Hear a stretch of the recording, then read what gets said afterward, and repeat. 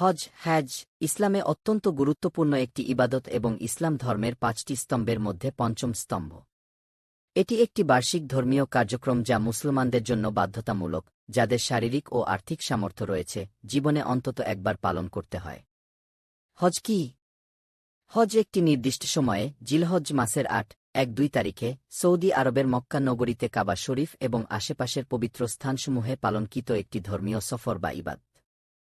হজের গুরুত্ব কুরআন ও হাদিস অনুযায়ী। কুরআনে বলা হয়েছে, তাদের উপর আল্লাহর জন্য কাবা ঘরের হজ করা ফরজ, যারা সেখানে যাওয়ার সামর্থ্য রাখে। সূরা আলে ইমরান ৩:৯-৭। হাদিসে বলা হয়েছে, যে ব্যক্তি হজ করল এবং অশ্লীল বা পাপ কাজ থেকে বিরত রইল, সে যেন তার মায়ের গর্ভ হতে সদ্য জন্ম নেওয়া শিশুর মতো নিষ্পাপ হয়ে ফিরে আসে। সহিহ বুখারী।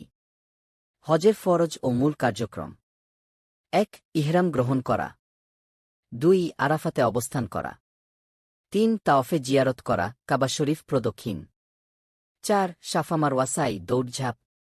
৫. মিনায় কুরবানি ও শয়তানকে পাথর নিক্ষেপ, রামি।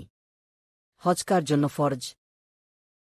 হজ তখনই ফরজ হয় যখন একজন মুসলমান প্রাপ্তবয়স্ক হন, বালেগ, মানসিকভাবে সুস্থ হন, শারীরিকভাবে সক্ষম হন, আর্থিকভাবে সামর্থ্য রাখেন, ভ্রমণ ও খরচ চালাতে পারেন, পরিবারের প্রয়োজন পূরণ করে যেতে পারেন।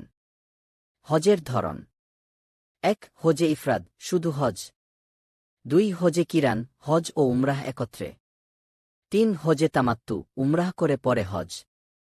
হজ শুধুমাত্র একটি ভ্রমণ নয়, এটি আত্মশুদ্ধির এক অপূর্ব সুযোগ।